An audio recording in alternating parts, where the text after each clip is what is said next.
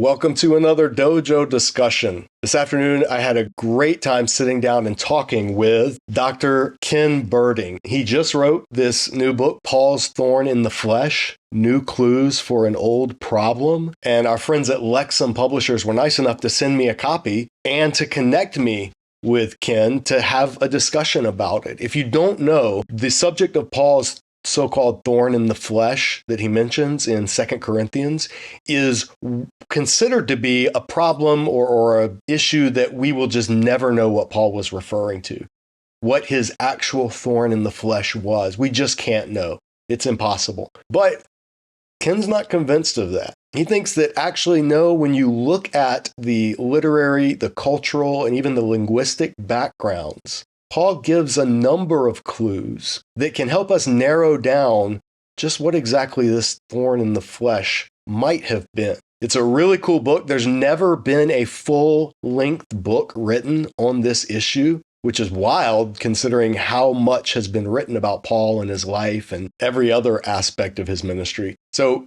it was great reading the book, and even better getting to sit down and talk with its author. And speaking of 2 Corinthians, you may have noticed I'm wearing my 2 Corinthians Aroma of Christ shirt. This is one of the many dojo designs that we have available over in our online store. We have different styles, colors for men, for women. You can even get one for your dog if you want. This and other gifts are available over in the Dojo store, so check it out. Everything you buy from there is just a little way of helping support this ministry. There's two other ways that you can support the ministry of Disciple Dojo that are even better. The first one is to like this video and subscribe to the channel if you haven't already. That's the easiest one. Doesn't cost anything.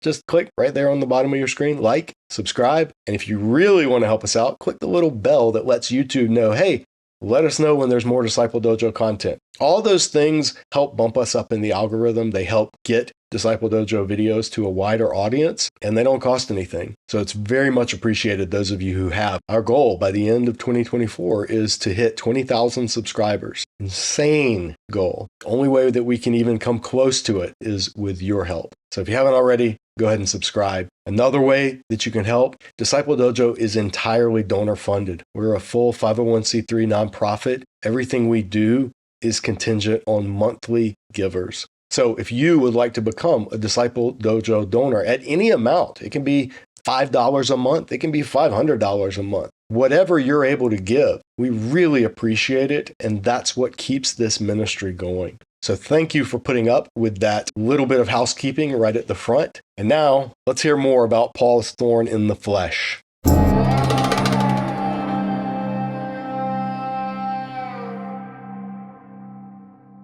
Ken, it is great to have you here. And Dojo viewers who may not be familiar with you, I would love for you to, I know it's always weird having to give an introduction for yourself. And so how would you introduce yourself to somebody who is just stumbled upon this video and said, Paul's thorn in the flesh. That's interesting. Who's this guy? Well, I would first say I'm a follower of Christ above and beyond everything else.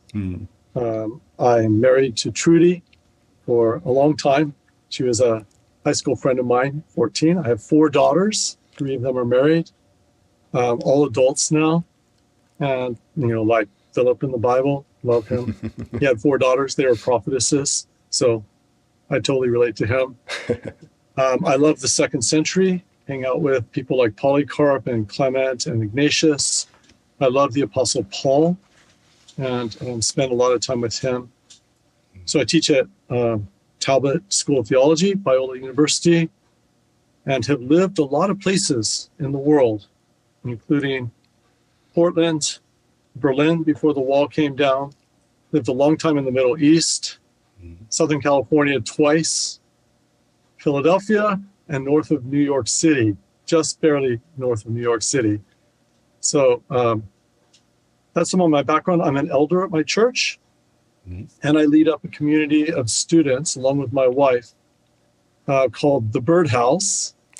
At least that's what they named it. That's a great name. Which is a discipleship community for young adults, particularly college students. And we have 10 students living on site with us every year for 10 months.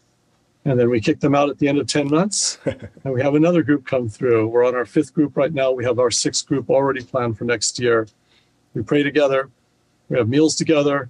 We spend time just sitting down, talking about life, talking about scripture. Those are a few things about me. That's great. In true birdhouse fashion, you kick baby birds out of the nest when they're ready to fly and take on new. That's really neat. And that, I'm sure that having been all over the world, that you've gotten to see how scripture is received in many different cultures, and or not received in some cultures, and how that cultural backgrounds can play a role in how we approach scripture and how we read texts. And it really does.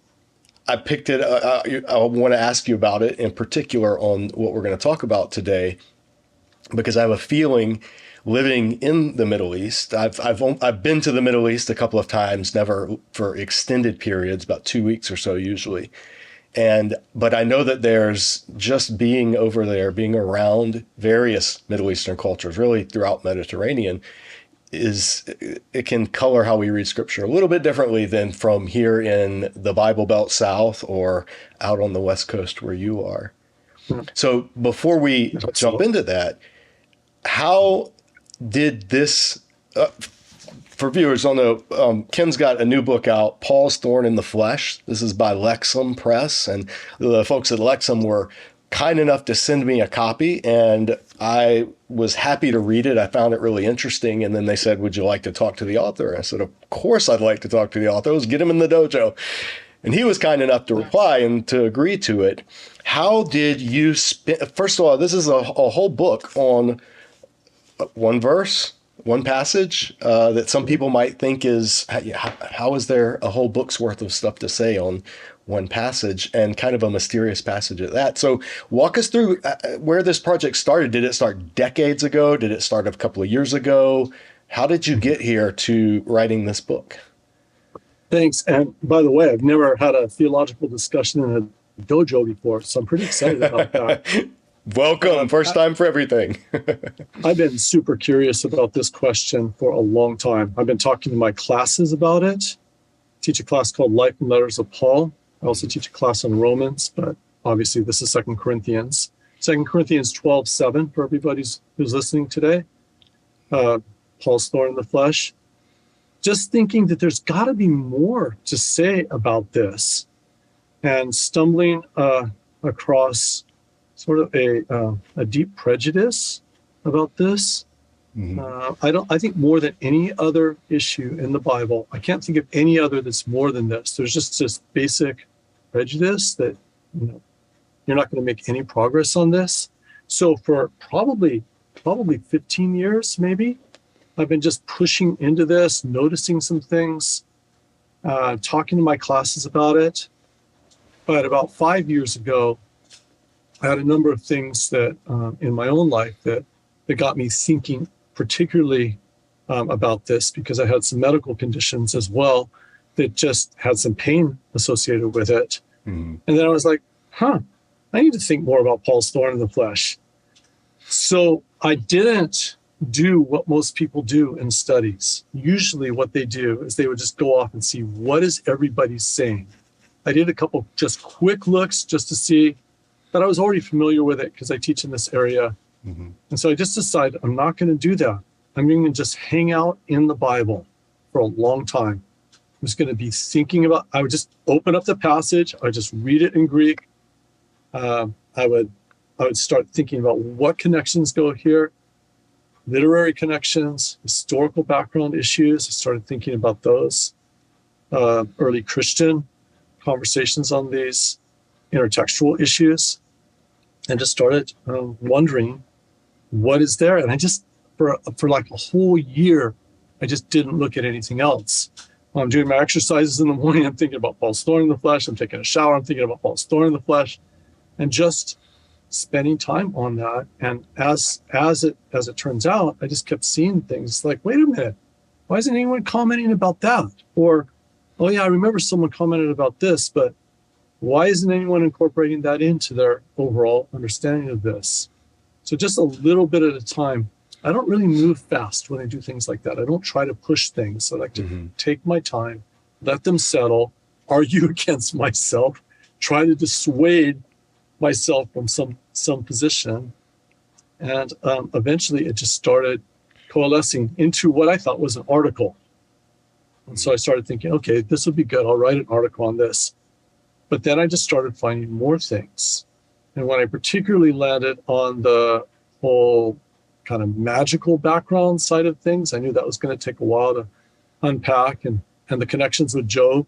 That was the moment when I knew this couldn't be an article. It had to be a book. Mm-hmm. And then it was like, what a foolish person even to think about talking about this. This is crazy. I mean, I'm a New Testament scholar. I try to do my best at that. I don't want to be looked down upon by everyone in the guild, but I just kept finding things. I thought, at some point you just have a responsibility to write them down and share them and see how people respond to them.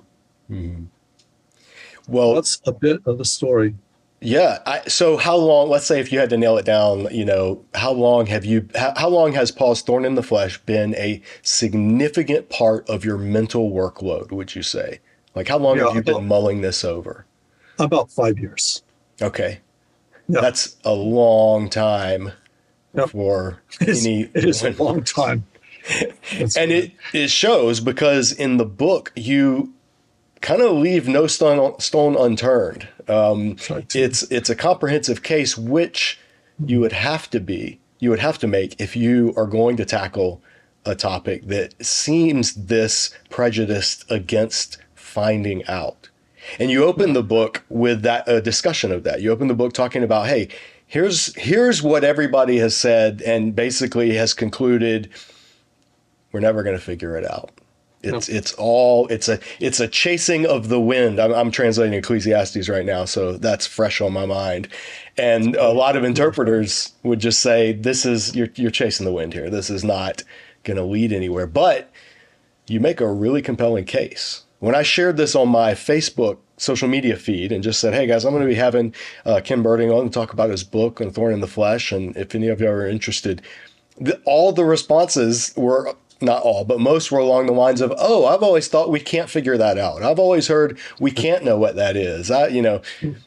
And so I just wanted to know from your research and what you found, why do you think there is such a prejudice on this particular issue that we just can't know? Yeah, that's a great question. Just before I answer that, let me tell you, I was working on another book at the same time as I was working on this. Oh. It was a devotional book on union with Christ. And so that book is now out. Oh, wonderful. But that turned out a devotional book. That was my hard book. This is actually kind of my fun book because I got to nerd out on this book. So it was really great. But this is actually one of the biggest problems, was this deep prejudice. You could just say a very thick layer of presuppositions. Mm-hmm. So just for everyone who's listening, everybody swims in a pool of presuppositions. You have a set of assumptions that you bring to the text, and they color the way that you read the text. And they become prejudices if they just become deeply entrenched. And in this particular case, I've been trying to figure out when it really happened, but I think it's somewhere around the time of Lightfoot. So if you go back maybe 130 years or so, one of the most important New Testament scholars was J.B. Lightfoot, and he was an amazing scholar. I still use his stuff in lots of places. And even his stuff on Paul's Thorn in the Flesh is very interesting. But at the end of the day, he just puts it out there. We're never gonna resolve this. And I think just someone of his weight, where he says that you're not going to resolve it, and people have just ad nauseum been repeating this ever since. So I think maybe it's about 130 years old, and you still get regular times where somebody they'll write an article about it, but it's different. Usually what they do is they see one thing or two things, and they're like, oh, this is interesting. And then they'll write an article about it. But the problem is it's not comprehensive enough. Mm-hmm. It's not dealing with, what I deal with as 20 criteria in the book. And you've got to look at all of these, and you've got to factor them all in. So there's all these pieces that have been hanging out there. Some really great observations made by people, and some observations that needed to be made that have not yet been made. And I try to pull all those together into the book, and then just say, well, what could actually be Paul's thorn in the flesh? And what it does is it functions to, like, it draws a circle around it and says, all of these things are excluded here. And the more criteria you have, the narrower the circle gets until you bring it down. And I didn't bring it down to a point, as you know, you've read the book, but I bring it down to a narrow window of possible ailments that actually fit all the criteria. So I don't know why this continues to be so much of a prejudice against making any progress on this. We don't do this with almost anything else in the Bible. And you know what's the strangest thing, Jan? What's that? This is the first academic book ever written on this topic.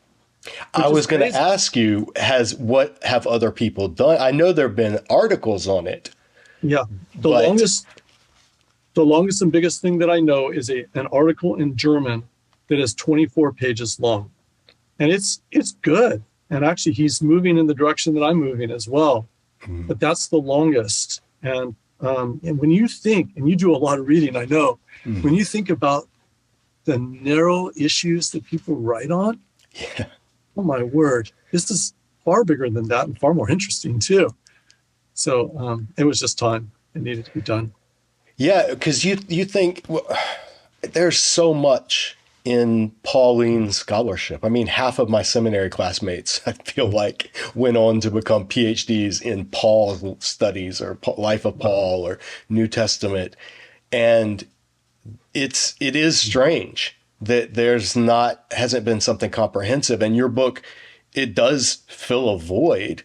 How is it, before we get into well, I want to read this quote on page 11 of your book because I had it highlighted.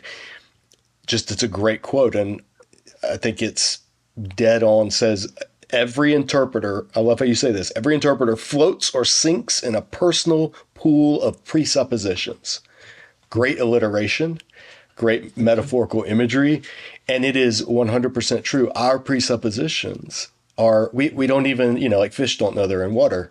Our presuppositions, we don't even know we have them most of the time. And so books like this that help people kind of unpack those presuppositions or challenge them, incredibly important. That's why I wanted to have you on, because you do something that it's daunting to take on a subject that everybody has just kind of, washed their hands of.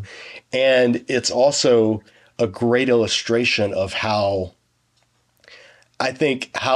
to make such a case, because in the book, you're very non-dogmatic, at least I found, in what you're suggesting. You're like most scholars, you are, I don't want to say hesitant's not the right word.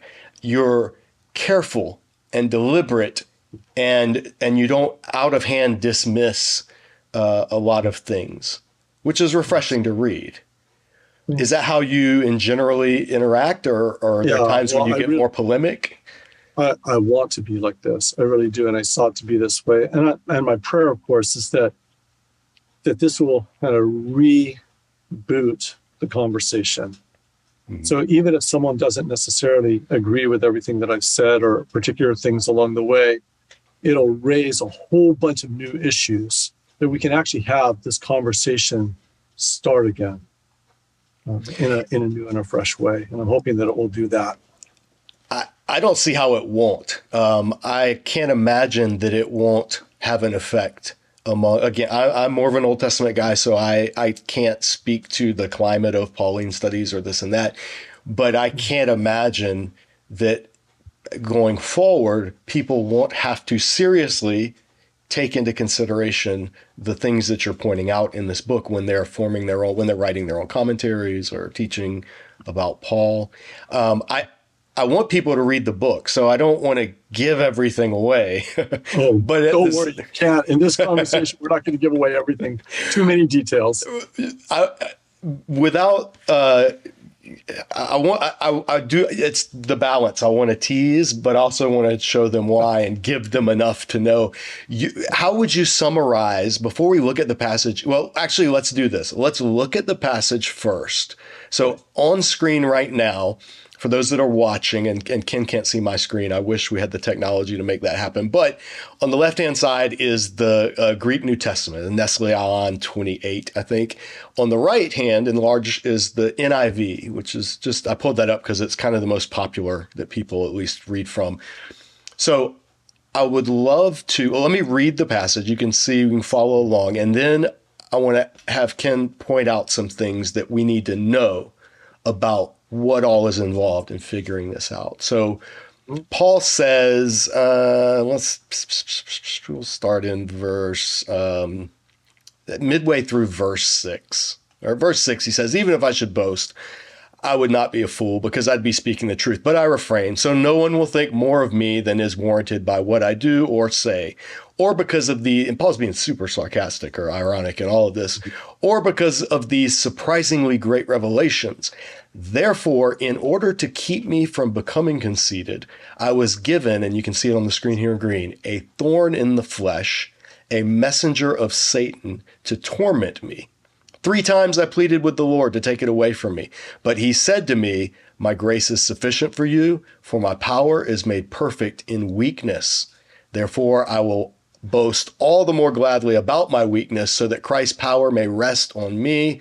That is why, for Christ's sake, I delight in weaknesses, in insults, in hardships, in persecutions, in difficulties. For when I am weak, then I am strong. Now, this has been preached countless times. You've heard this passage. You've read this passage. What, Ken, I'm talking to you now. What do we need to know that really makes a difference in terms of how something's translated or how it's phrased or just what's going on in this section? Kind of take us through some things that you think we need to know.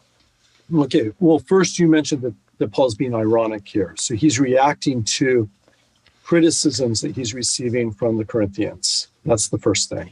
So he's actually in a section, this section is often referred to by scholars as a fool's speech. So he's saying, I'm speaking as though I'm insane, speaking as though I'm foolish. I don't want to talk to you about these things. Right. But you're claiming that, my sufferings, for example,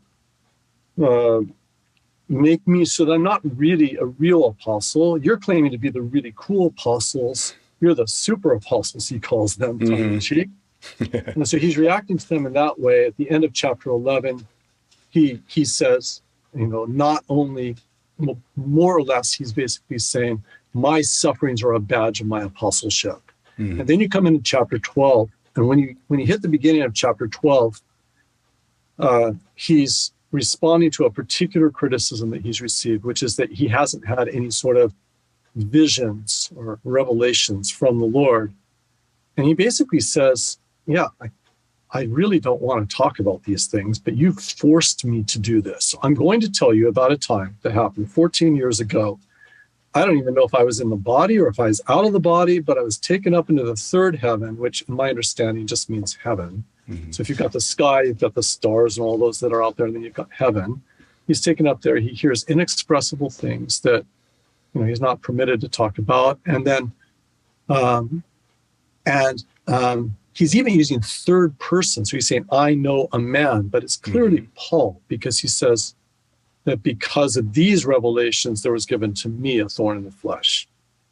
Now, the reason that God gave him the thorn in the flesh is to keep him from exalting himself. So if you come to verse 7, which is the crucial verse in the whole thing, the central verse, because of the surpassing greatness of the revelations, those are the first words, maybe not in your translation, but in Greek. That's what I've got in front of me, by the way. Yep. Therefore, in order that I might not puff myself up, or I might not become conceited, I might not exalt myself, there's different ways of translating, then the next word is, there was given, edothe. That's a divine passive. For anyone who hasn't heard that word before, it means God permitted it, but doesn't say God's name there. That's one of the few things in this whole discussion that almost everyone agrees on. That's a divine passive. God permitted this. to me, a skolops. That's a thorn is how we translate it. Germans typically translate this more like a stake. So it just means a sharp-pointed object. It could be like a date thorn, which is like a 3-inch, 4-inch thorn, or it could be like a big old, something that you would impale someone on in the past. But probably this is something in between there. It doesn't mean thorn per se. It doesn't mean something like you get under your fingernail or under your skin or something like that. That's the immediate connotation in English only, and especially contextually, not being in places where there are thorns like this in abundance, but being in places like suburbia where thorns are kind of the things that you prick your finger on, or you have to get a needle to kind of dig it out of your skin. Yeah. That's how I've always just heard this. And so it just becomes this phrase like, oh, he's dealing with a nuisance, like a little nuisance. I came across this article in my study. It's a little side note, but it was the Saudi Journal of Ophthalmology. And it was talking about eye injuries that come from date thorns for people who work in harvesting dates. Oh, wow. So there's these big old thorns. And I was like, that's interesting. Very different type of set of presuppositions if you're living in the Middle East and dealing with, date, whatever they call them, plantations or something. Anyway, so skolops is the next word here. And then he says, in the flesh, te sarki. That is, almost everyone agrees, is what's called a dative of place. It just means it's in the flesh. This also makes it really hard for the relational view, like Paul's thorn in the flesh was people against him, because then it would have to be like a dative of an adversative dative, something like against my flesh, or it's just the picture is very clear. There's like a thorn or a stake, like a spear almost, like sticking in his flesh somewhere. And that's what you get from that. And then he says, an angel of Satan. That's the very next words. Oftentimes our translations translate that as messenger, but the word there is angelos. In Paul, it's usually angel. It can be a messenger, but it's usually an angel. And it makes very good sense to translate it as an angel of Satan, particularly because of how much Paul talks about spiritual warfare, not just in this greater passage, but also in, other places in his writings. Demons, Satan, talks about them a lot. So it's an angel of Satan, in order that he might, in order that he might, a lot of your passages will say, torment me. But that's very interpretive. I mean, this is just the word that you would like punch someone in the face. And it usually was a punch to the face, which actually plays a part in my whole discussion, because at the end of the day, I think that's what this thorn in the flesh is, something related to a face. But this particular nuance has not been noticed by people. That's not right. It has been noticed by people, commented on by people, but not been incorporated into the whole discussion. Let me pause to say, of all the points you made, and you raised some good ones in your argument that I'd never heard and come across, and that really do make you have to stop and wrestle with this and consider it. This one, to me, the meaning of kolofizo was fascinating because I'm a martial artist, and punching in the face and getting, beatings and all of that have been didn't make that connection. Very familiar with the idea of punching and getting punched in the face since I was 8 years old. But if you translate it as NIV does here as torment, people can see on the bottom, I think it's bedag, I've glossed, the gloss at the bottom that comes up is to beat. And you talked about this other instances, how this word is used. And I believe you said that, I think it was about kolofizo, I'm not entirely sure, but I think you said there are certain words that imply receiving the action to a part of the body. And the example you gave was, if you stub something, 9 out of 10 people are going to say, if I say I stubbed and I ask them to finish the sentence, they're going to say your toe, because we stub our toes. Technically, we could stub our ear Our technically finger. we could stub our finger. Yeah. But it generally has the feeling of stubbing your toe in English. So what was the point you were making about colifizzo?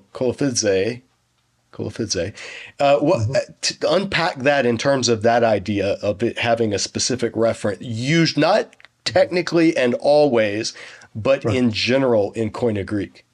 Yeah. And I don't want to overstate this because words mean what they mean because of how they're actually used. Mm-hmm. This word can be used in a more general sense of just to hit someone, but it's usually has these attendant nuances to them, like you said.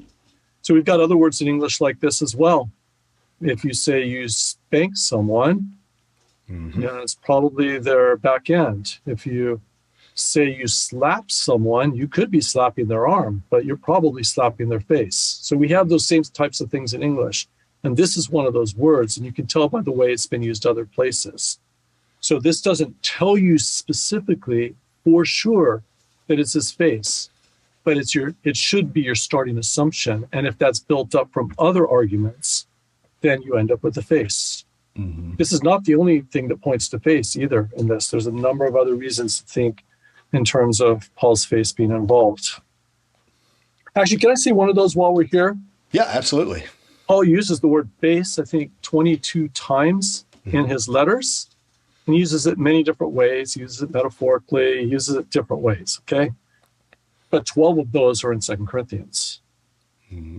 So over half of all of the times he uses face are in this letter. And there's a number of other reasons as well, which I actually unpack in the book. Mm-hmm. And when he's using face in 2 Corinthians, is he using it mostly literally? Is he using it at all metaphorically, like turn around and face me or face front, or is it always he's talking about like face to face? No, he uses it in all different ways. So he does use it metaphorically. I want to see you face to face, or I want to come into your presence. But he also talks about we with unveiled faces are beholding in the glory of the Lord.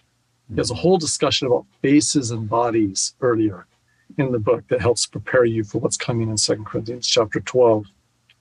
Mm-hmm. So all of these, they're like clues. They're not like open and shut arguments. All of them, they're pointers. They're things that people have not necessarily been looking at carefully. But when you say, yeah, this is pointing in this direction, is there support for this or is this not support for this? You have to work your way through the clues. That's why I actually use the metaphor clues throughout this book. Mm-hmm. Now, you amass in the book 20 criteria, 20 things that any view needs to account for. So whether it's Paul is talking about false teachers that followed him around and just metaphorically they're punching him like a thorn in his body, or if he's talking about his eyesight and that's why he has to write large letters with his own hand, or if he's talking about, right, there's 20 things. Now, how did you arrive at these 20 criteria in general? Like, what was your process for arriving at? Yeah, these 20 criteria simply came out of my time of study. It was just saying there are certain things that are connected literarily here. Let me back up just a little bit. So any time that you're interpreting the Bible, there are certain contexts that are super important. Mm-hmm. Genre is one of those. So this is a letter. That's an easy genre question. Literary context, which is just the immediate words that are around it, and also the broader context. That's you usually get most of your clues from that. Mm-hmm.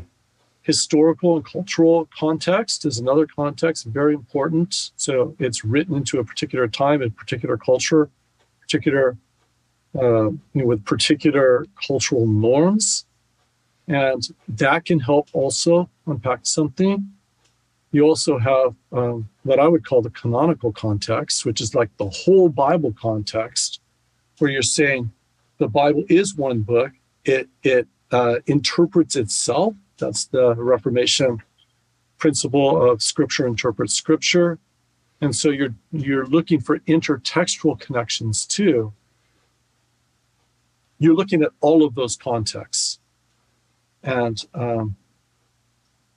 so you have to work out from those. And what I did was I just kept asking, are there specifics in the literary context? And I start with just the immediate verse, and I work out then into the paragraph, and then I work out into the discourse, which is chapters 10 through 13.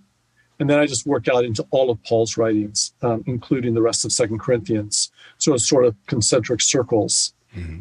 But I was also asking questions about historical, and cultural backgrounds, because you have to do that. But that's sort of an outside the text thing, that you're just saying, I'm trying to read this as someone would read this in Paul's day.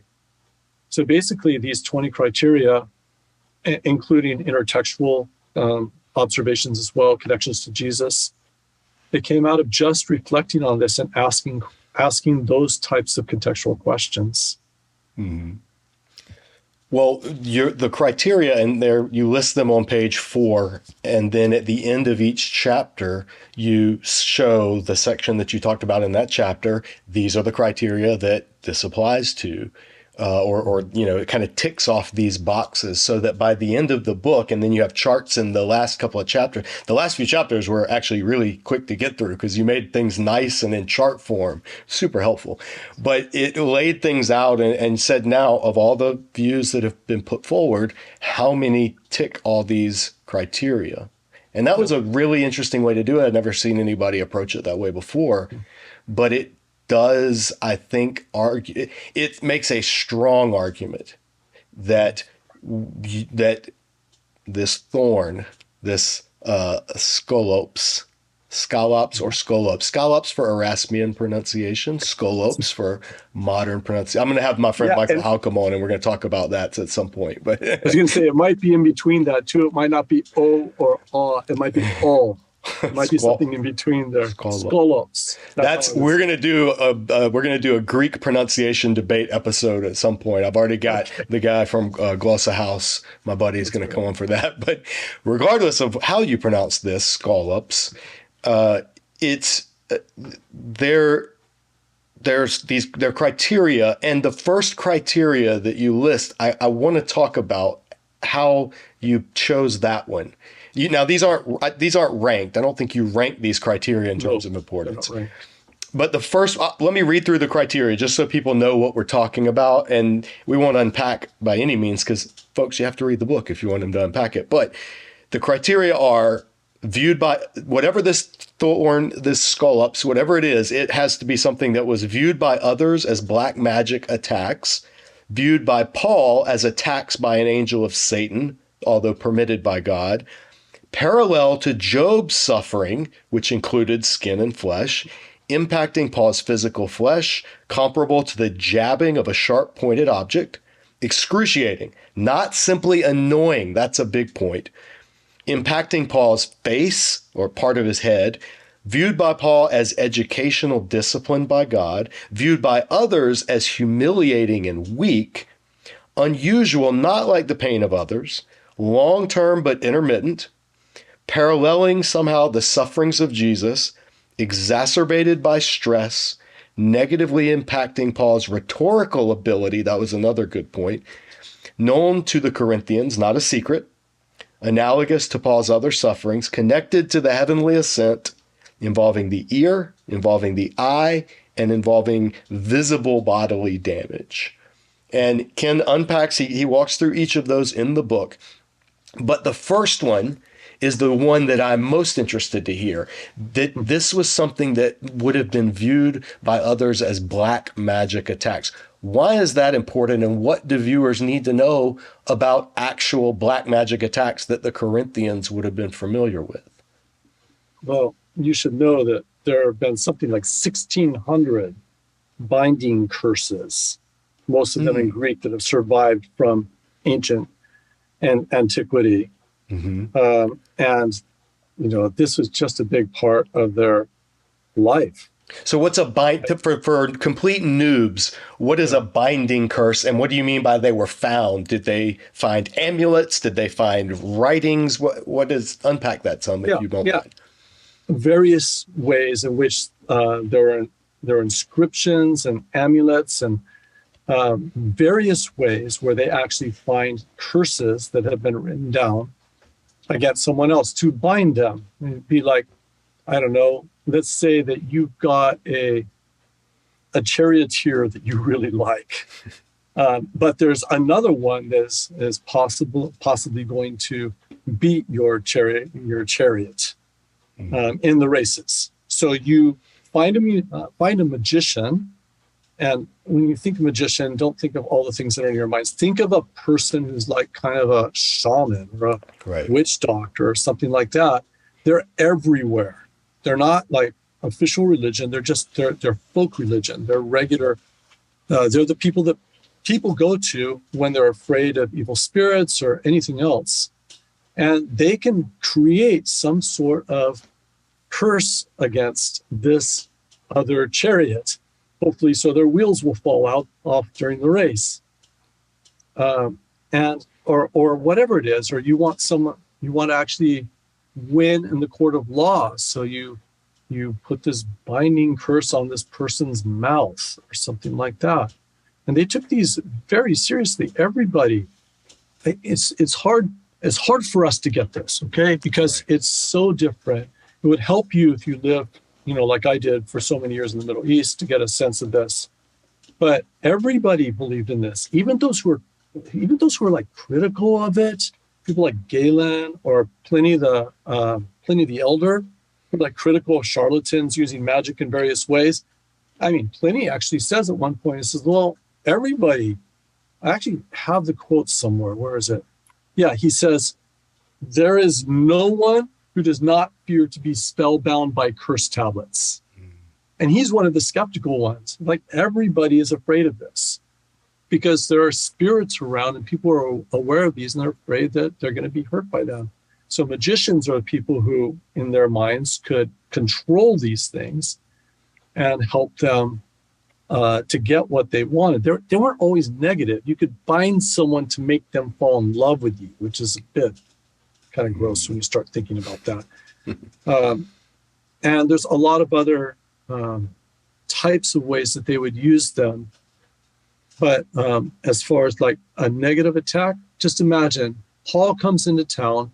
He's leading people in a direction that you don't want them to go, maybe away from Artemis worship in Ephesus. And so you hire someone to put a spell on him. Now, I am not claiming there was actually a spell on Paul. That is not my claim. Right. But that when he starts talking about a thorn was given me in my flesh, an angel of Satan, everyone immediately would have gone, boom, this is what they would have thought of. Mm-hmm. That's what my argument is. And so they would not have thought in terms of some sort of annoyance like we think of now. Right. You have on page 45, I'll show an image, I'll put it up on the screen, but you have a great image of basically what is a Greco-Roman voodoo doll, this clay figurine. And as part of the cursing of someone, you would literally jab a thorn into its head or into its body or back or whatever.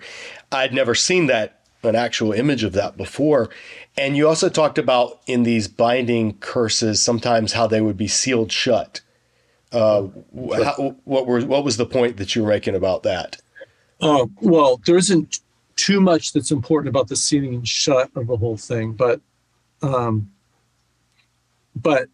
they made figurines, that was very common. They made them out of things like lead or bronze or clay, these ancient voodoo dolls. Obviously, we're not using the term voodoo doll in the way that you would talk about these days. Just they are not Caribbean voodoo dolls, not Caribbean voodoo dolls, but the equivalent, something like that. Right. But these figurines that were created purposely, and actually we know that they also made them sometimes out of wax or wool or even dough.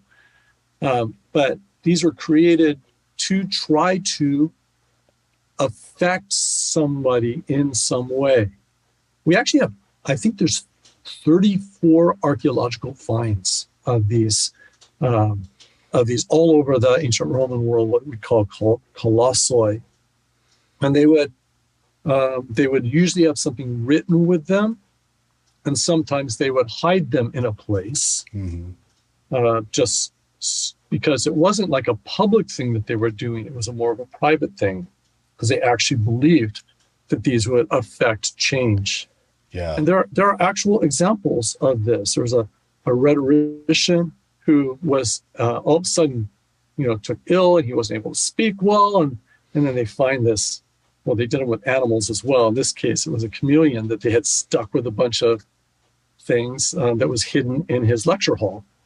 And he was super negative about this before, but then he came to be a believer of these types of things.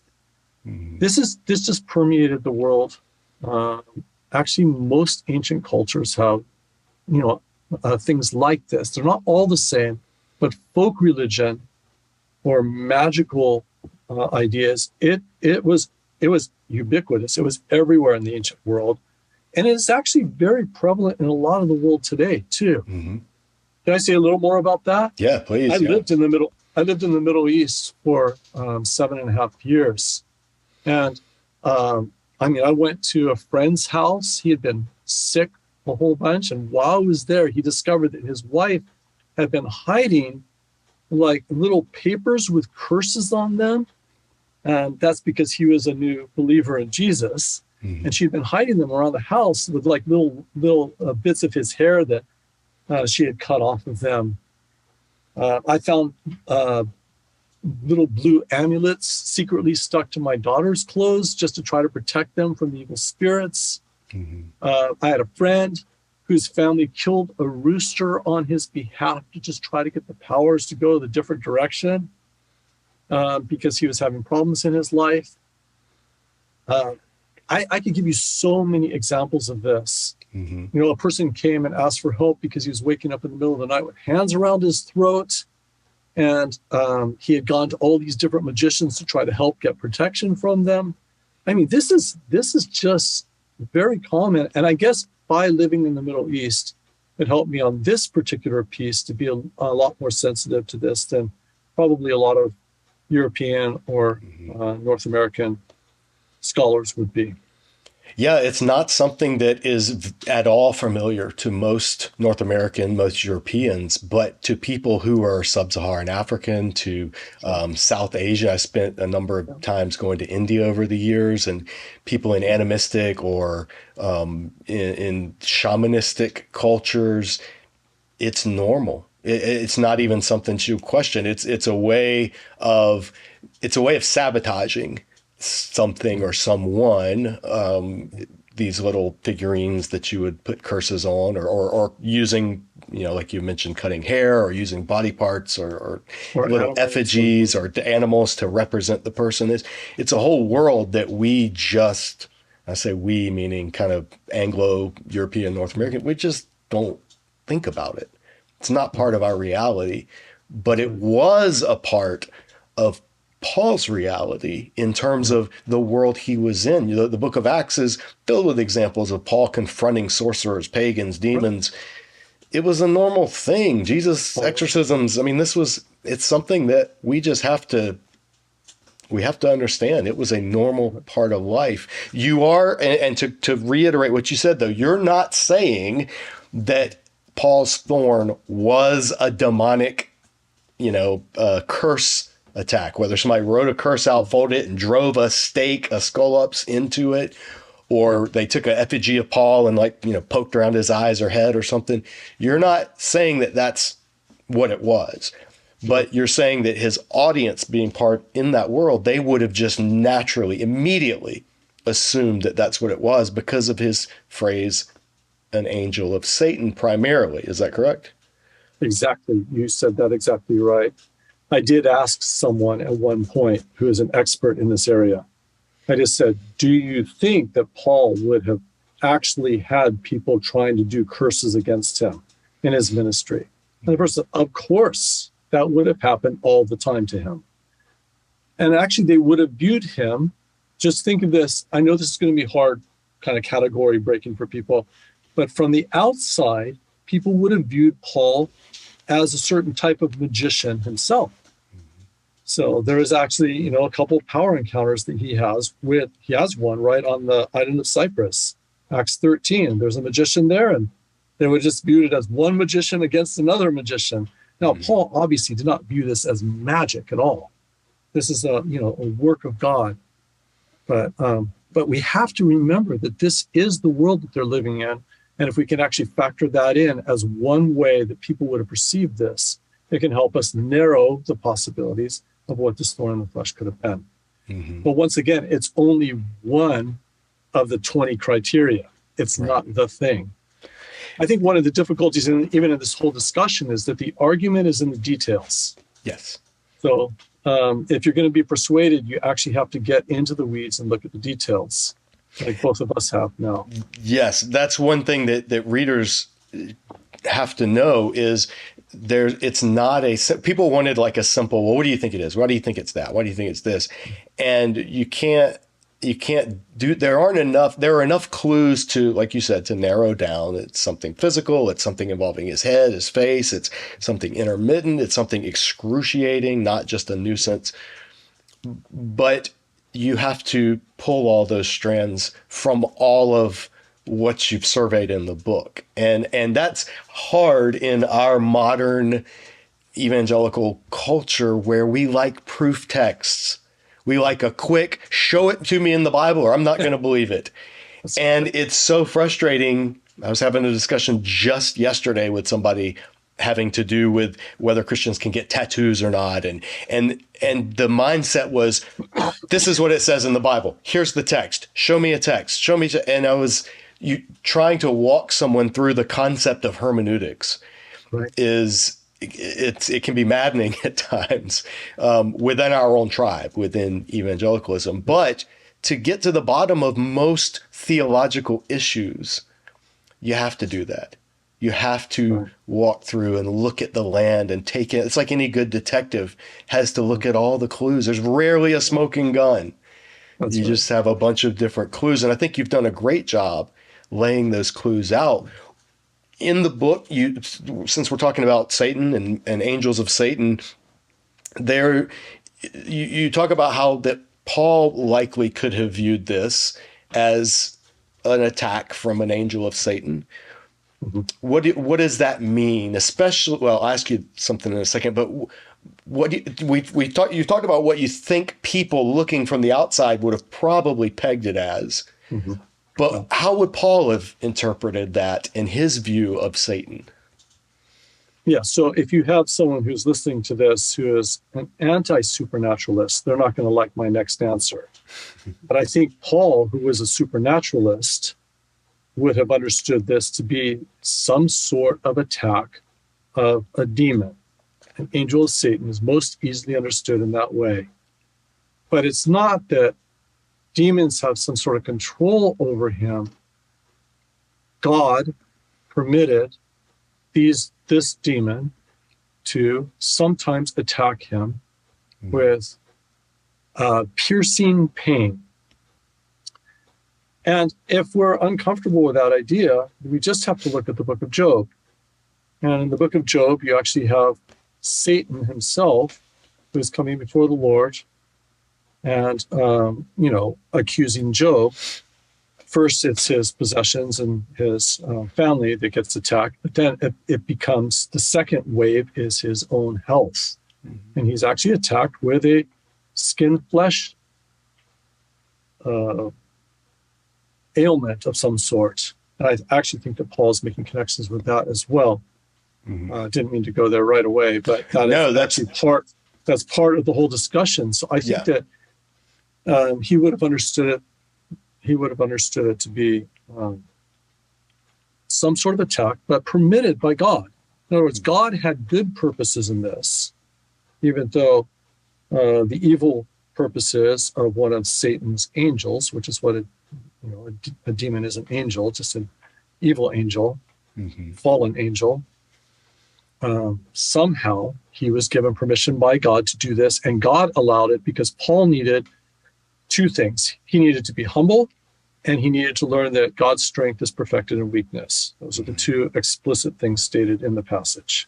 Mm-hmm. Uh, That brings up a question that I'd like to ask. This is just a kind of another aside, and we love asides here. It's the beauty of That's having great. these long form discussions is you can pursue some of the things. But this, if what you're saying is what Paul was thinking and dealing with and how he would have viewed the situation, what does that say today to Christians who are fearful of demonic attacks, of spiritual, whether you want to call it spiritual warfare, whether you want to call it, some people would go straight to demon possession or just demon torment. What do we say to that? Because go ahead. I just had a conversation with someone yesterday in this office where I'm saying, this is my office I'm in today, about this very question. Someone who is fearful, actually, about the attacks that could come from demons. And I would just say that there is nothing that can happen to you whatsoever if you actually have the Holy Spirit living within you. There's nothing that can happen that God doesn't permit. God will protect you, and he won't allow anything that isn't for his greatest glory and for your very best good. There's no reason to be afraid. But what that doesn't mean is that everything's going to be easy. Mm-hmm. God may actually allow a Job type of thing to happen, or a Paul type of thing, Paul's thorn in the flesh type of thing to happen. Where I just was listening where Jesus says to Peter, Satan has demanded to sift you like wheat, or that type of thing. And God gave permission for him to do that because God had greater purposes. So God is sovereign. God is over all. It's not like there's God and there's Satan here. It's like God is the one who's the creator of all. Satan himself is a created being. Maybe his counterpart might be something more like Michael the Archangel. It is not that God is somehow the counterpart of Satan, like a lot of people think. Right. But God has grand and sovereign purposes, and he's bringing all things to good purposes, individually as well as corporately. How would you factor that in all of this to the practice that's very common among Christians of binding Satan or casting out Satan, rebuking Satan, you have no authority here, and what are some guidelines that you would give students or lay people who wanted to know, well, when do we rebuke and when do we say, okay, this is a thorn situation? I think part of the problem is, depending on our church background, some of us actually need to warm up in this area, and some of us need to cool down in this area. Oh, I like that. So, unpack that. That's a great saying. Yeah, what do you mean by that? In my class, I'll have people who come from, churches that I had one girl say, well, we don't do counseling in our church. We just do deliverance. So they probably need to cool down a little bit. In other words, all they do is when someone is having a really hard problem, they'll just come to it and they'll just be like, we command in the name of the Lord that this demon of whatever it is, fear or, anger or lust or whatever, be gone. And that's like the whole discussion. And yet I also have students in my class who are just, they're just all about kind of the internal workings of a person. They have these year after year of long-term counseling, and they never bring in the whole discussion of Satan and the whole thing. And that just won't work. I mean, the handbook of the American Psychological Association will have a description for everything that exists in the whole world, right? Everything they've seen. But some of those things are actually going to be demonic in some way, shape, or form, whether specifically or more broadly demonic. So you asked for, what would you say to your students about this? Here's just a couple suggestions. I would say you would, when in doubt, pray. If anything's going to happen in a situation where you think that there's a demonic spirit there, then pray. If you do anything else and then you get off track, then come back and pray. That's what I would say. You can use scripture. Jesus did when he was challenged by the devil. So speaking scripture is good. Making declarations of truth, like Jesus overcame Satan at the cross. Those are true scriptural statements. Those are great. You can take authority in a situation, but you have to be careful because you don't always know whether it's just a psychological disturbance or whether it's actually demonic. And so maybe you could say something like, if there are any evil spirits here, I command them in the name of Jesus to be gone. But when in doubt, you pray. So that would be my suggestion. No, that's never a bad suggestion. And Paul prayed. Paul prayed 3 times over this. He did. And it was the repeated no to his prayer that let him know, oh, this is not something I can rebuke away. God is I like how you're putting it, and it's important for people to understand. It's God allows his children to experience things that are painful and agonizing. God is never the source of evil. God is not the originator of evil in any way, shape, or form, but some things in Scripture are explicitly stated as being permitted by God. And this is one of those areas. I forgot who said it, but he gives Satan a leash. That's a good way to put it. Sometimes it's a longer leash. For Job, it was a pretty long leash, but a leash nonetheless. Yeah. And it raises interesting questions because you see if the connection between Job and what Paul is experiencing is as solid as you make a case for in the book, then what that shows is that even after the death, resurrection, ascension of Jesus and the sending of the Holy Spirit, the paradigm of Job is still in play. That's not just, you can't say, well, that's old covenant. God would never allow that in the new covenant. Yeah, I've heard that. What do you think, I hate to say cinches it or seals the deal. What do you think is the most compelling reason to think Paul had specifically Job in mind? Oh, well, there's not again, the argument is in the details, but there are a couple things. First of all, he uses the word, angelos, which shows up as a really important word also in Job. So sometimes translated in 2 Corinthians 12:7 as angel, sometimes as messenger. But if you go back to Job 1 and 2, you've got the sons of God who are often viewed as angels. I know that that's a disputed issue. But also you've got messengers who are coming and telling him something. So that's one thing that you would start with. Just the use of Satan. That's also one that would be important that was there. You've got in Job, there's something that is not obvious to people who are reading in English or even in Hebrew, actually. When Job is struck with this skin ailment, the word in Hebrew is more like it's nakah, which is like a striking verb. But in Greek, it's pio, which is like a stabbing or a stinging word. And that's the word that is actually translated into the Septuagint. And so for all of your listeners, Septuagint, which is the Greek translation of the Hebrew Bible done before the time of Paul, the New Testament authors draw from that even more than they do from the Hebrew. And so he would have been very, very familiar with that. And so he would have easily been able to make a connection between this thorn, stabbing, stinging, stabbing type of thing, and what is actually being said in the book of Job. So that would also be another thing that would be there. There's a number of other things too, but again, the argument is in the detail. It's a really flesh and skin. They're called out as well. Sorry, it's a really intriguing connection to make. And it brings up the point of Satan because it also is going to be a factor. What's going to be a factor in if somebody accepts your argument or it pushes back against it will be how they view Satan in Job. There's discussion about who is Satan in Job.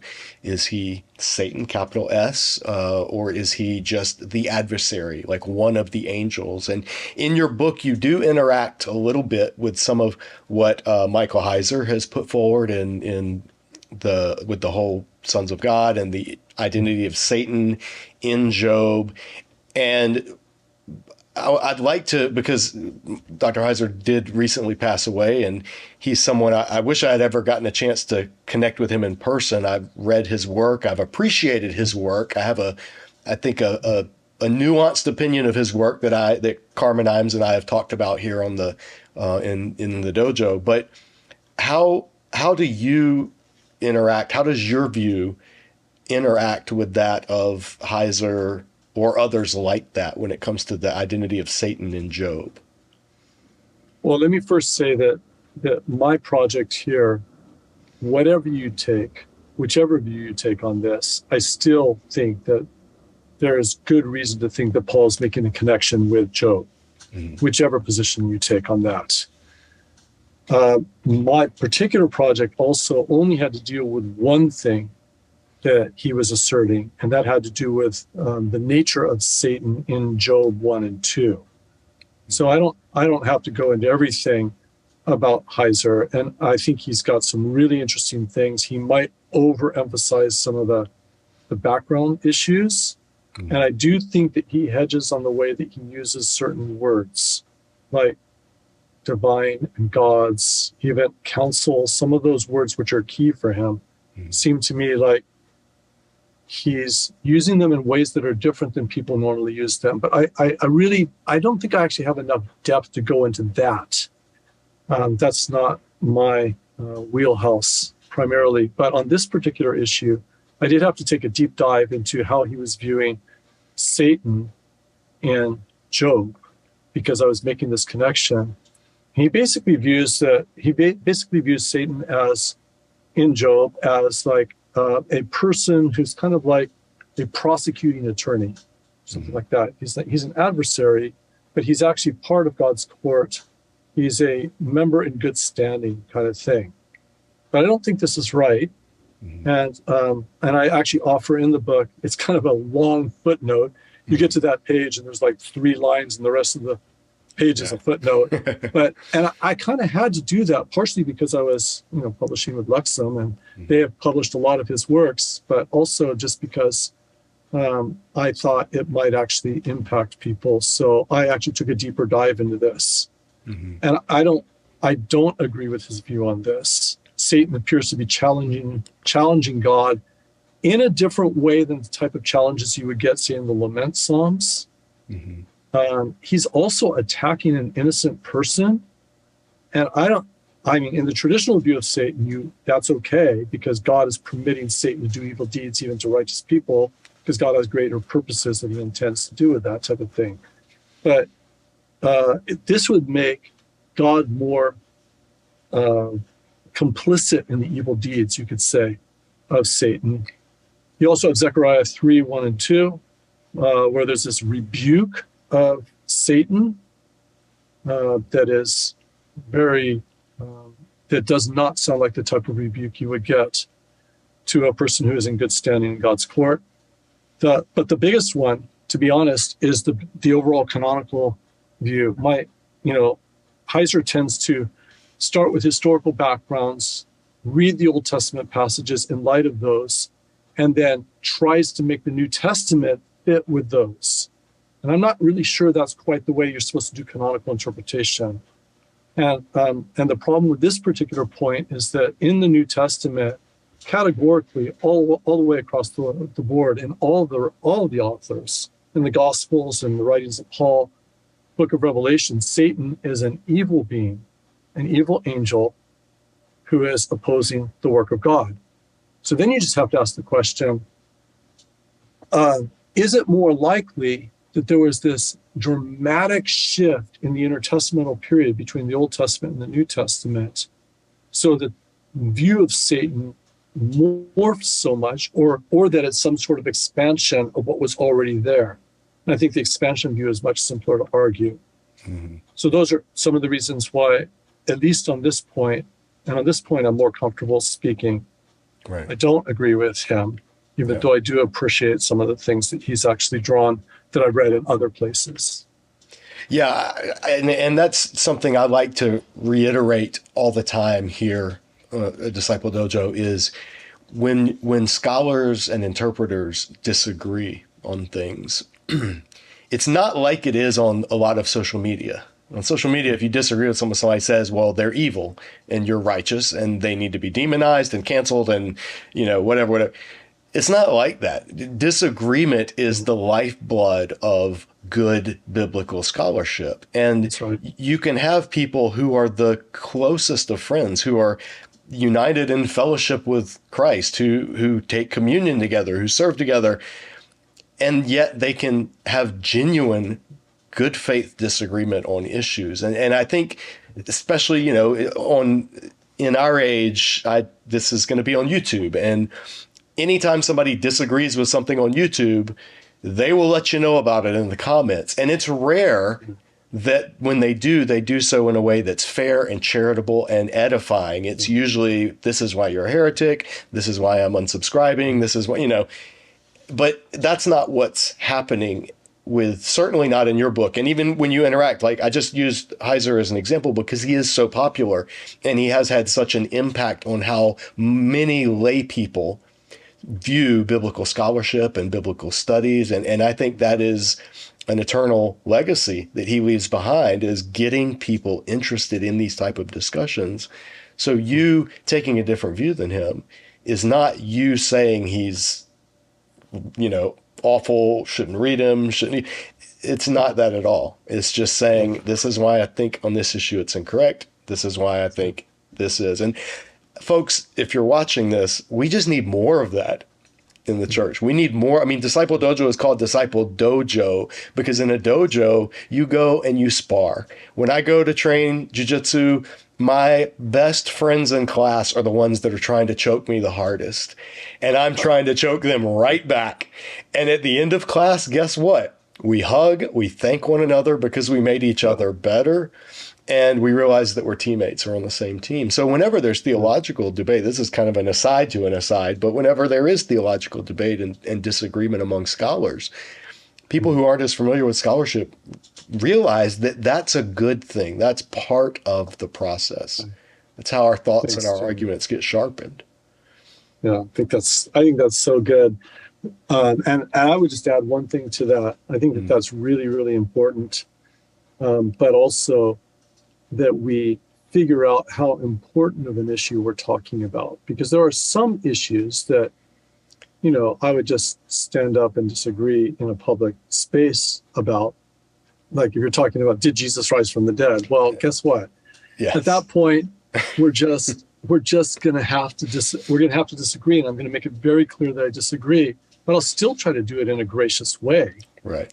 Even on something like that, but I'll be really insistent and intransigent even on that type of thing.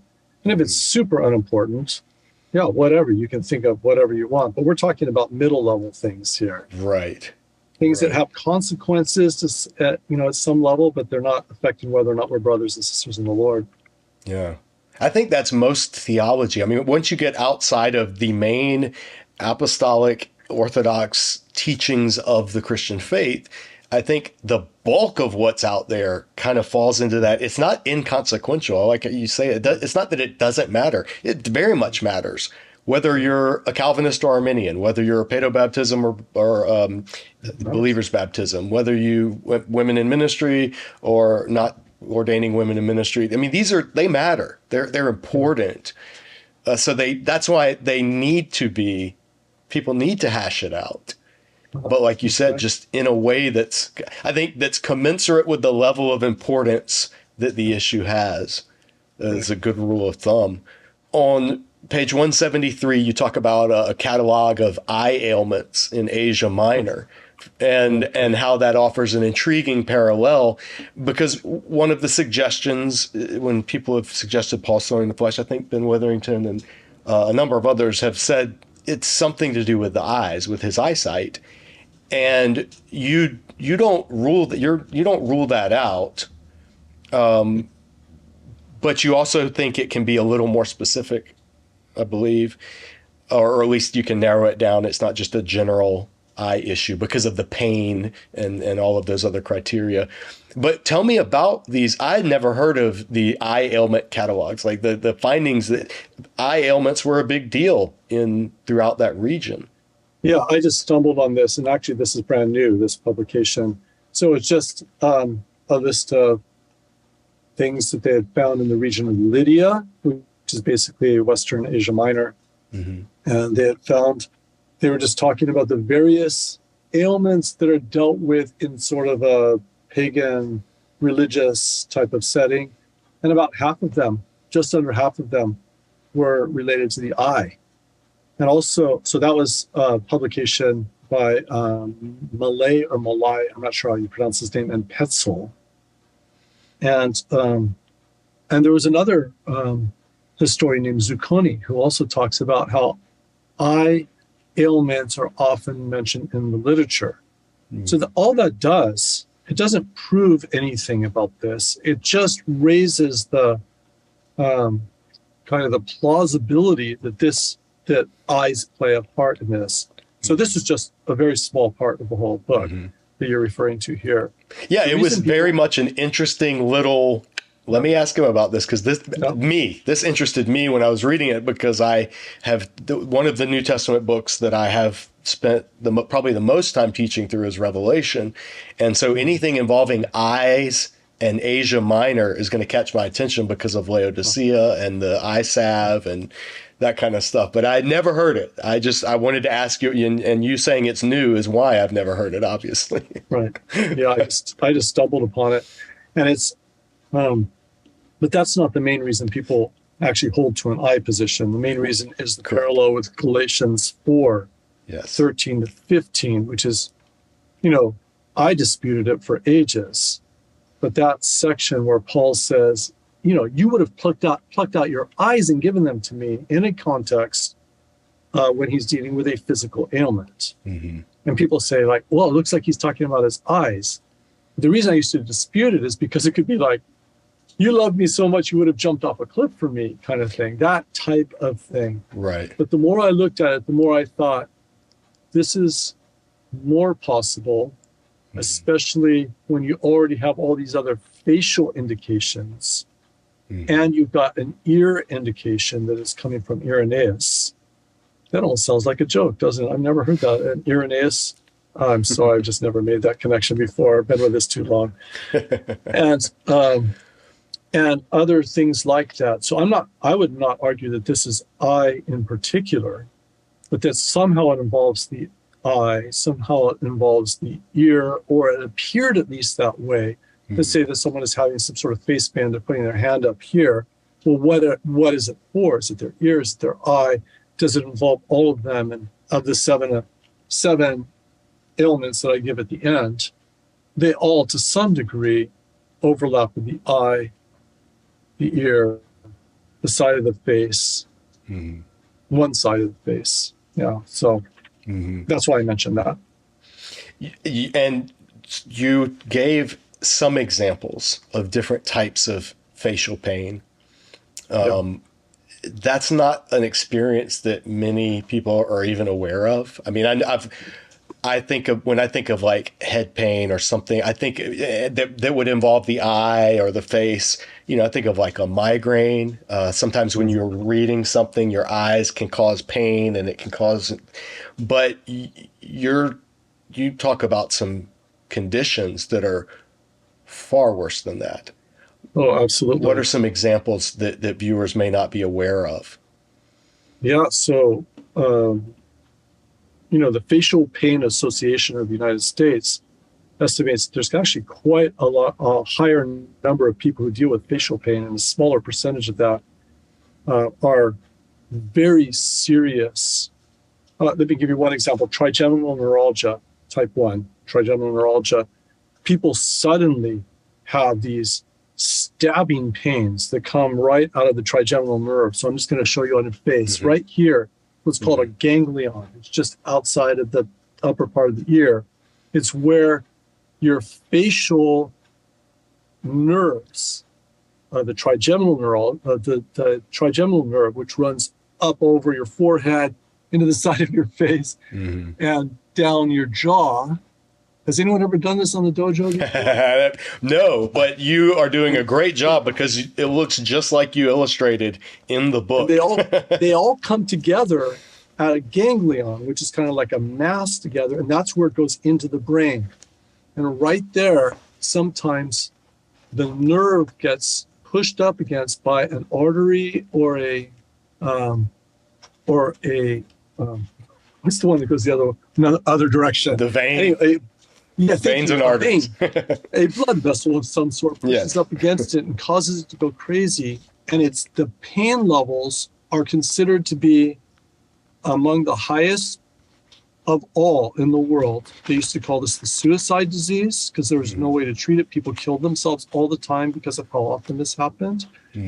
But they can be fine, and then they can go like 30 seconds. They can just have awful pain, which absolutely collapses them. Then they'll be wiped out, tired afterwards. But after that, they'll be okay. They could literally continue a talk or continue teaching or something like that if they were a teacher like Paul. So that's something that is a possibility. And how is it described? I actually have like 2 kind of gross pages in the book where I describe people who deal with base pain like this, and just giving them the opportunity to just sort of say in their own words what this is like. And a lot of times they would describe it as, like you hooked up a battery to your face and it shocks you. Well, Paul didn't have that as a metaphor to use, that someone's driving a stake into your face. Yeah, that's actually one that people describe it in these days. So there are actual conditions that are like this. And I listed out 7 of them, actually. Yeah, you listed a few, starting, I think it's around page 213, chapter 14 of the book. You go through and catalog, and this is the picture I was referencing for folks that I'll put it on the screen since you can't see it on my contrast is too bright, but the facial nerve, the ganglion nerve, trigeminal nerve, rather.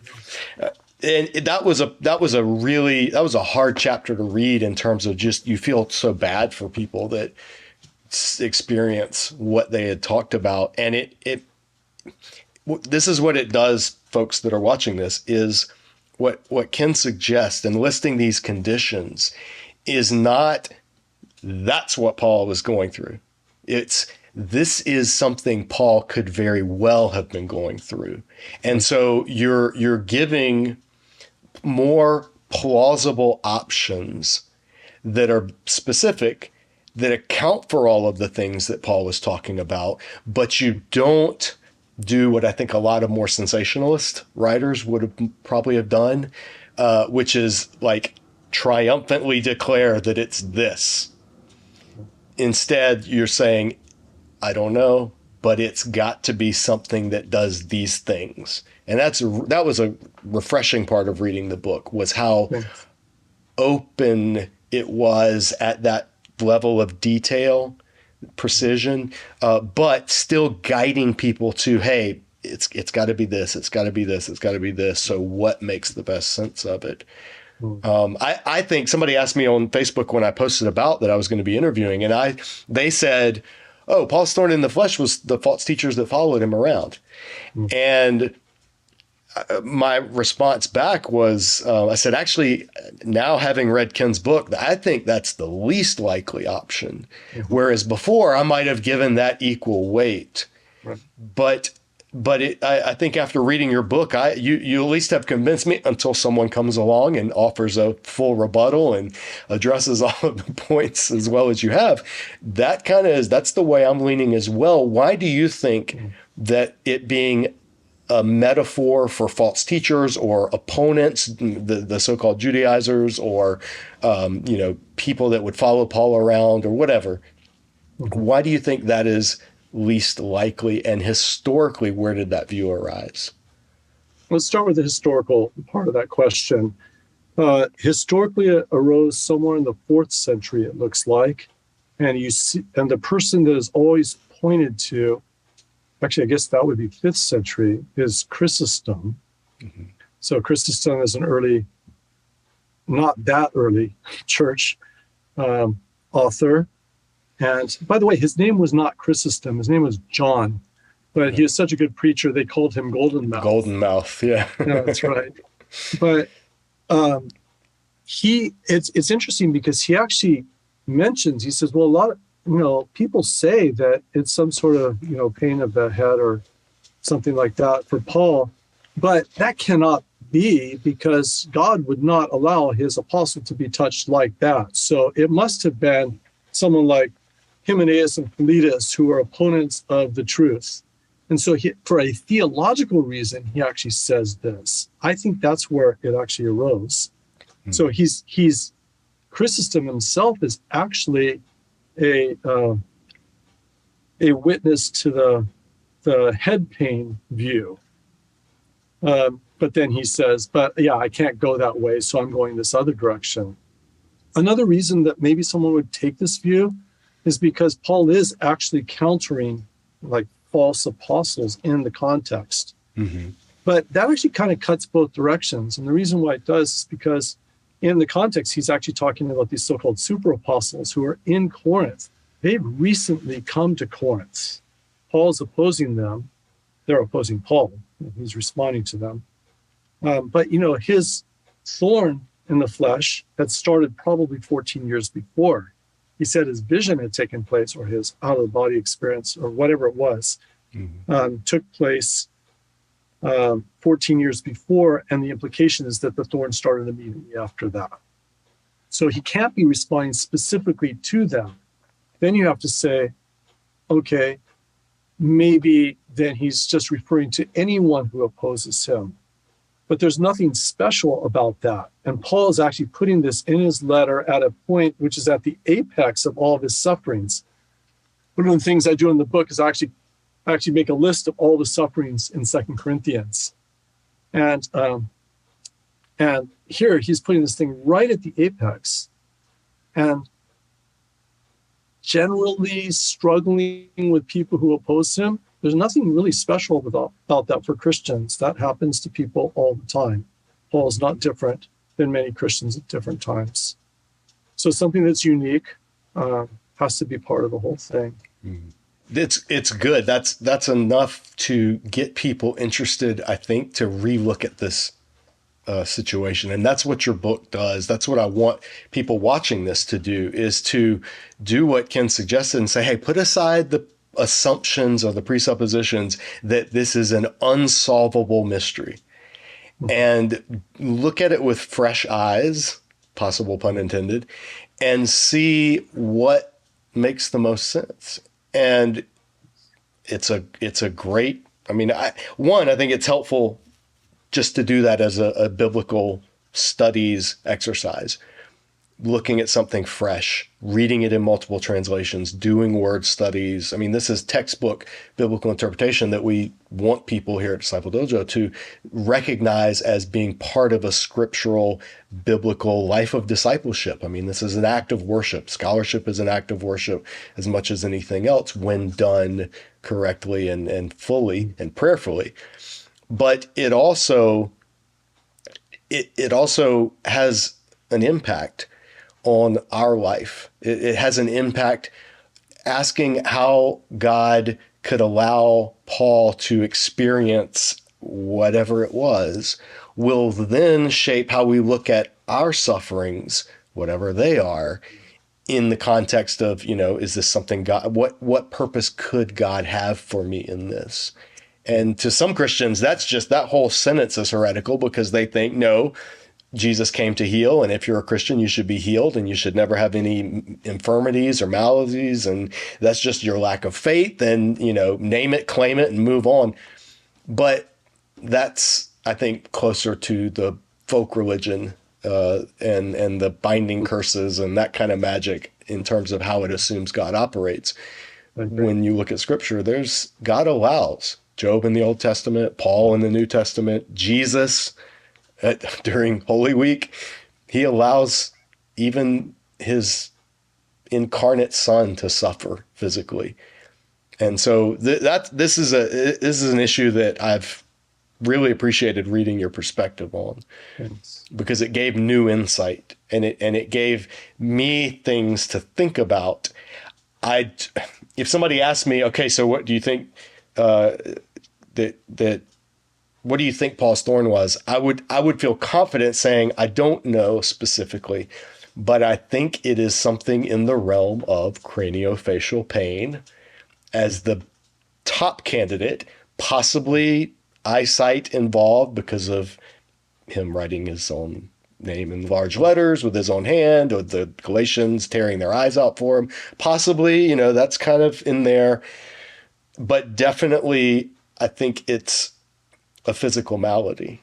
And I think you've made a really good case for it. The question that somebody asked me, they said, and I'd like to hear your response because nobody cares my response. They said, could Paul have been vague enough so that it could be relatable to people who are experiencing any manner of beating, torment, trouble, nuisance, whether it's from other people, whether it's from physical ailment? What do you think about that suggestion? Commonly, the way it's put too is, God intentionally put it in this way so that we would be able to apply it to whatever difficulties we are going through. Yeah. So one of the problems, there is truth in this, and then there are problems with it too. So the good part about it is that if you actually have a passage that is about suffering of some sort, it can be generally applied to other areas of suffering as well. You can do this scripturally. It doesn't just have to only apply to help people who are struggling with, some sort of physical ailment, much less just something related to cranio-facial pain or something. However, it's not like they didn't know what it was in the first century. They knew what it was. Otherwise, Paul's rhetorical force is lost in the passage. So I think that they knew what was going on there. And if they knew what was going on, if there's any way that we can actually get to that, that's what you normally try to do in a letter. You try to figure out what is the occasion of the letter. We do this a lot in 1 Corinthians. What exactly is going on in Corinth that Paul has to respond to with all the problems that's in the church? And we do this in 2 Corinthians as well. But those two letters in particular we do it with, and yet we don't do it with this one. So I think that they knew what it was there. If we can figure out what it is today, that is more helpful for us. But it doesn't mean that if you're suffering in some sort of way that is different than this, you don't still get help by the fact that God might be using this to humble you, that God is permitting this, even if it's something that is an angel of Satan doing this thing. God is permitting it for his glory, for your good. Whatever is the suffering that you're dealing with, I still think that it can apply in that way, but just in a broader sense, not specifically. Well, it really is an interesting subject. It's an interesting book. It's well written. Viewers, I'm going to put links to where you can order this book, and I'm going to encourage you to do it. I think if you have any interest whatsoever in Paul or the New Testament or suffering among Christians, any of those issues, it's something that needs to be wrestled with. I'm looking forward, and I want you to keep me in the loop if somebody writes or publishes anything in response. Because I do think it's a needle moving discussion, a needle moving work. So I'm interested to see which way the needle is going to move on it. I am too. I think this has been a great conversation. I really, really appreciated the way that you carried on this conversation. What a great thing you're doing at Discipleship Dojo. I guess I would just say and remind your listeners that this is not like one of those arguments where you say there are 3 reasons. There are so many little points here that all work together and move you toward the conclusion. So the argument is in the details. And I would encourage your readers to know that too. Yeah. And readers, you if you read the book, it's kind of like you become the jury. You've had the evidence has been presented, the argument has been made, and then it's up to you to decide. Do you find it convincing or not? I find it convincing. I think you've made the best case I've come across. I'm interested to hear from my other New Testament scholar friends what they think, and hopefully they'll watch this video and interact. Yeah, me too. I'm interested too. Anything that you're doing that's of interest, keep me posted on. I'd love to chat about it. Again, Disciple Dojo is like, what I tell people is like, think about Bill Nye the Science Guy and science. That's what Disciple Dojo tries to be for biblical or theological studies. Is like, I'm not I'm not publishing the works, but I have a foot in it enough to introduce readers and to get viewers interested and informed about what's going on in biblical scholarship, because it's really interesting stuff. That's great. I'm sure that people who are here are just benefiting so much from it. It's a great thing, great ministry, great service. Well, we so much appreciate you coming along and stepping into the dojo. And we didn't really spar much because I don't really disagree with anything that you said. So it was more of a straight instruction session rather than a sparring session. But well, thank you so much. And it was great talking to you, Ken. Thanks so much, J.M. I hope you enjoyed that discussion as much as I enjoyed having it. I'm so grateful for Ken for being willing to step into the dojo. I'm thankful to Lexham for sending me a copy of his book. I'm going to put a link to where you can get this in the description below. I'm also going to put a link to some of his other work and his blog so you can read more of the things that he's put out there in the world of scholarship. Well, that'll do it for this dojo discussion. Thank you so much for watching, and we'll see you back here next time at Disciple Dojo.